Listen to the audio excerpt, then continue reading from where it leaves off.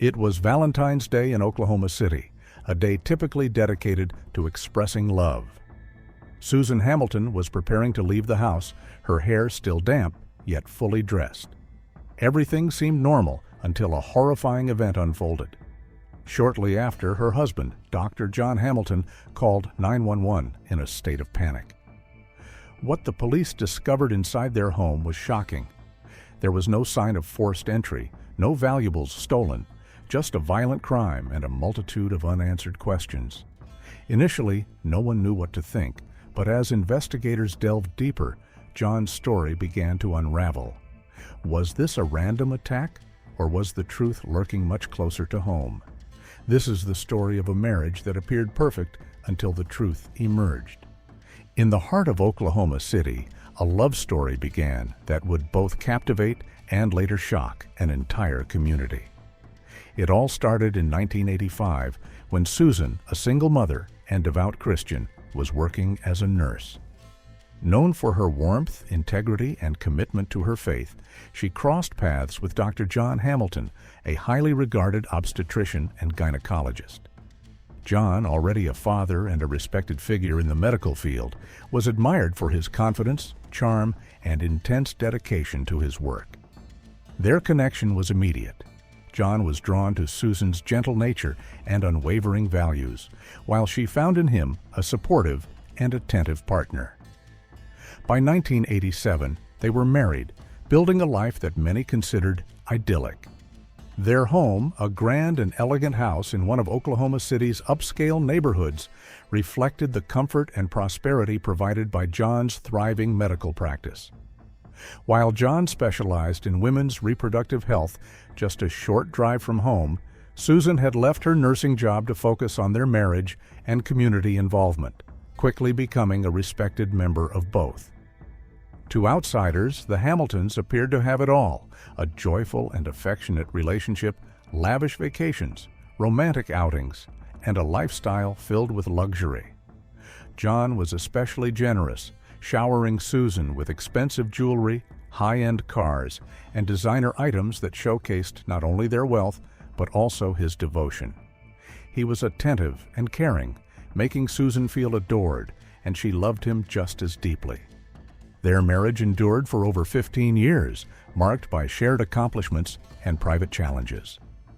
Although they did not have children together, John had a family from a previous relationship, and they embraced their time as a couple, enjoying their financial success and emotional connection. Yet beneath the picture-perfect surface, cracks began to form, and what seemed like a fairy tale would soon take a dark and tragic turn, one that no amount of wealth, love, or reputation could prevent. Over time, John became a central figure in the abortion debate. In addition to delivering babies and treating women's health issues, he performed abortions at a local clinic in conservative Oklahoma. This aspect of his career brought not only moral opposition, but also personal danger. Activists regularly gathered outside his clinic, waving signs and distributing inflammatory flyers, attempting to shame or intimidate him. The harassment extended to their home, where Susan began receiving disturbing phone calls, some so threatening that she reportedly feared for her life. Despite this cloud of fear, the Hamiltons worked hard to maintain their image, hosting elegant parties and remaining active in their community, living what appeared to be a picture-perfect life. Every Valentine's Day was treated as a sacred occasion, with heartfelt cards and small gifts exchanged, a ritual that never lost its romance. In 2001, there was no reason to believe it would be any different. On the morning of February 14th, John started his day with work, leaving around 7 a.m. to perform surgery at the hospital. He changed into scrubs upon arrival at 8:40 a.m. After his first procedure, he briefly returned home, claiming he left a bouquet of flowers and a Valentine's card for Susan before heading back out for his second surgery. He stated that she wasn't home at the time, but when he returned later that morning, everything changed. John noticed something was off. The door was ajar, an unusual sight. Inside, the house was silent and uncomfortably still. As he walked through, Nothing could prepare him for what he found next. Lying on the bathroom floor was Susan, covered in blood. Her injuries were horrifying. She had been strangled with 2 of John's own neckties, and her skull had been crushed with such force that brain matter was exposed. The murder weapon was never recovered. In a panic, John called 911, his voice trembling with desperation as he begged for help, claiming he had tried CPR but couldn't revive her. Emergency responders arrived within minutes, walking into a nightmare. The scene suggested unfiltered rage. Blood was everywhere. This was not just murder. It was overkill.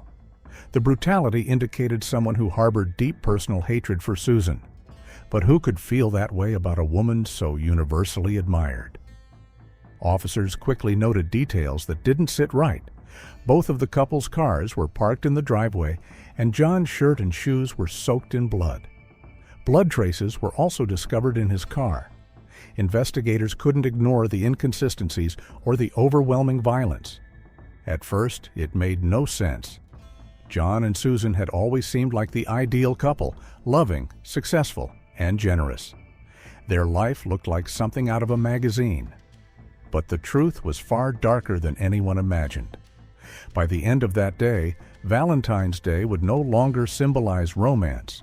It would mark the beginning of a shocking investigation that tore apart everything the community thought it knew about John and Susan Hamilton.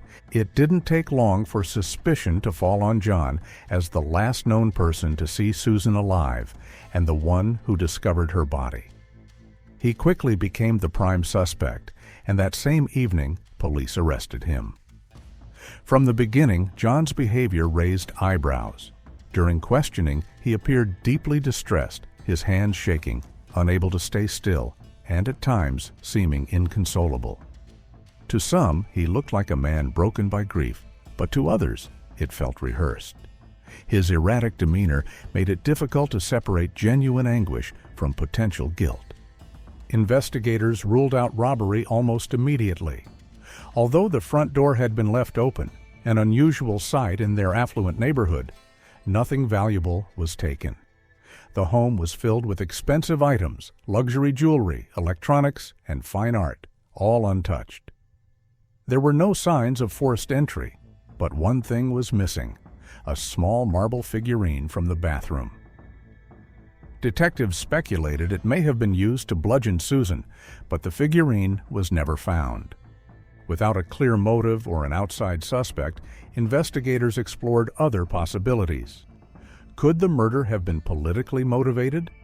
John's work as an abortion provider had brought threats and protests, and the couple had been publicly targeted. However, despite this theory, there was no solid evidence linking the crime to any of the protesters. No eyewitnesses, no break-in, no trail. The breakthrough came in the form of something far more personal: a Valentine's Day card. During a search of the Hamilton home, police discovered the card Susan had written for John. What should have been a simple love note turned out to be something else entirely. Her message read, "Obviously I bought this before last Monday, so I guess now it doesn't seem as appropriate. I do still love you though. Have a good day, Susan." To detectives, this was a red flag. What had happened the Monday before? What made her feel the card was no longer appropriate? The questions mounted. The card's tone, conflicted and distant, stood in sharp contrast to the affectionate image the couple portrayed. Soon, whispers of a hidden truth began to surface. One of Susan's closest friends confided in police that she believed John had been having an affair. This revelation cracked the image of the devoted husband and exposed something much darker. Susan had told her daughter that she felt suffocated in the marriage, describing her relationship as one-sided, with everything revolving around John. He demanded attention, dismissed her feelings, and left her feeling invisible. She had even admitted she was thinking about leaving him. The ideal marriage the public admired was now being exposed as a fragile illusion. Detectives dug deeper, uncovering troubling evidence. Susan had discovered phone records showing more than 60 calls to the same woman, a stripper who worked at a nearby club. Susan printed the records and confronted John, who denied everything, insisting the woman was just a hospital patient. But Susan didn't believe him. In fact, she told a friend she had confronted her husband and was planning to file for divorce. This might have been the last straw.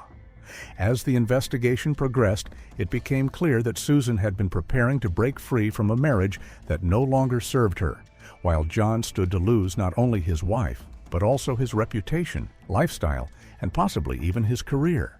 By the time February 14th arrived, the Valentine's Day ritual that had once symbolized enduring love now masked the bitter truth of a relationship on the verge of collapse.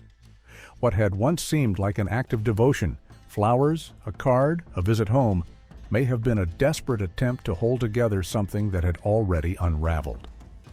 Behind the grand home, lavish gifts, and perfect public image was a storm quietly brewing. When it finally broke, it left behind a scene so violent and personal that the truth could no longer be ignored. As the investigation into Susan Hamilton's brutal murder deepened, a darker portrait of John Hamilton began to take shape.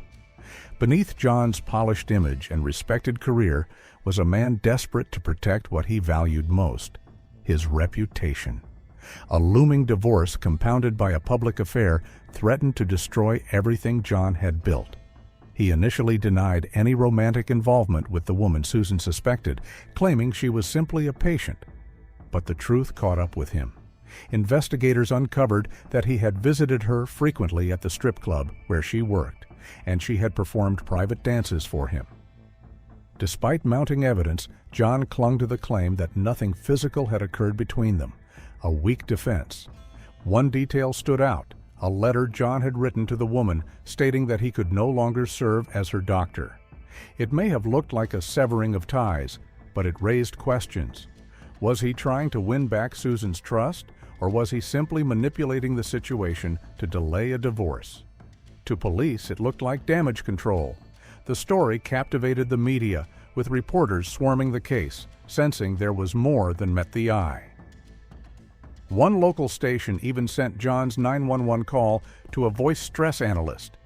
The findings were startling. His voice, according to the analysis, carried minimal stress, unusual for someone who had just discovered his wife's mutilated body. It suggested not panic or heartbreak, but control, almost as if he had rehearsed what to say. The discrepancies didn't end there. John had told emergency responders he attempted CPR, but investigators were skeptical. There was no blood on his mouth or face. Given the severity of Susan's head trauma, any real attempt at resuscitation should have left him covered. Instead, the blood spatter told a different story. Forensic analysis revealed that the blood on John's shirt and shoes belonged to Susan. More damning, however, was the discovery of her blood and tissue inside his car, far more than initially believed. John claimed he had moved his car to make room for paramedics, but this explanation fell apart under scrutiny.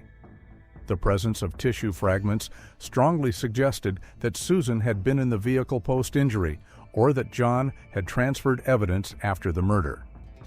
To gain clarity, investigators turned to a top blood spatter expert. The distribution of blood on John's clothing didn't align with the version of events he provided. It didn't resemble a man who had stumbled upon a crime scene and rushed to help. It resembled someone at the center of the violence. The working theory was grim. John, in a moment of rage or desperation, attempted to strangle Susan using his own neckties. But when she struggled, he escalated, striking her in the head with a blunt object, possibly the missing marble figurine. Once she was down, he crushed her skull with extreme force. This was a murder marked by overkill, by fury, not a random act, not a robbery, but something personal, something intimate. The evidence was stacking up.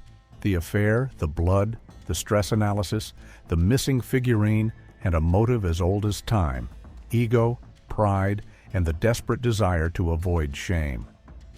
It turned out the marriage had been strained long before that tragic day. On the morning of the murder, after completing his first surgery, John returned home not simply to drop off flowers and a Valentine's Day card, as he had claimed, but to confront Susan. The argument that followed would mark the end of their marriage in the most violent way imaginable. According to the reconstructed timeline, Susan had been getting ready to leave the house for a 9:30 a.m. appointment with a friend. She was found fully dressed, her hair still damp, clear signs that she had been preparing to head out, but she never made it.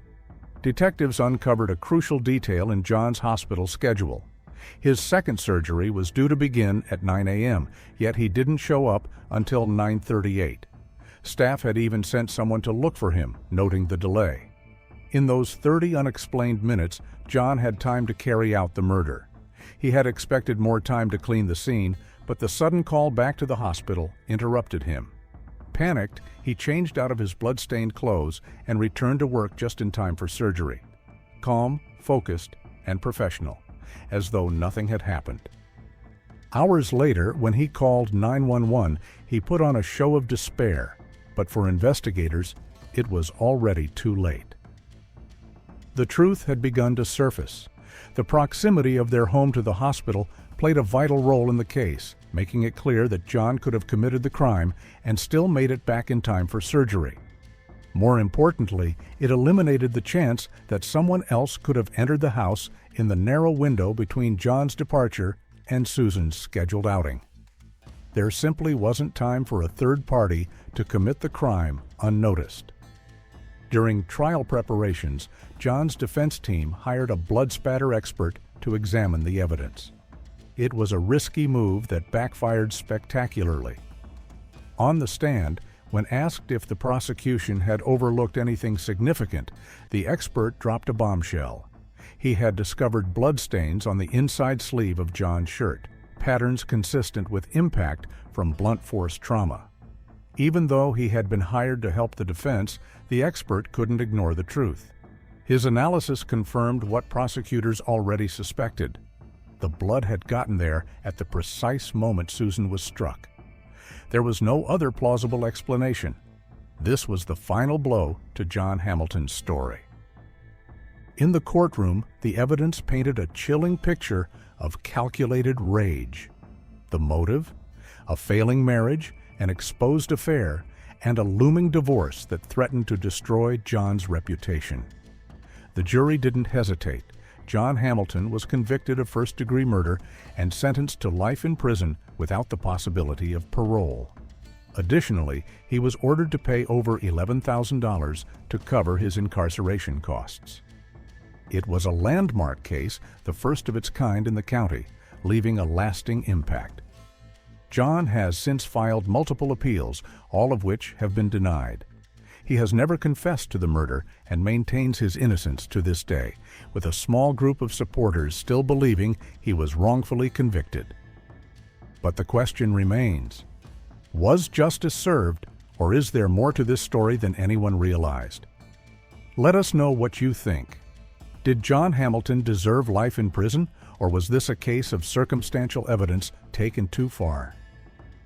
Thanks for tuning in. Don't miss out. Subscribe now for more thrilling investigations.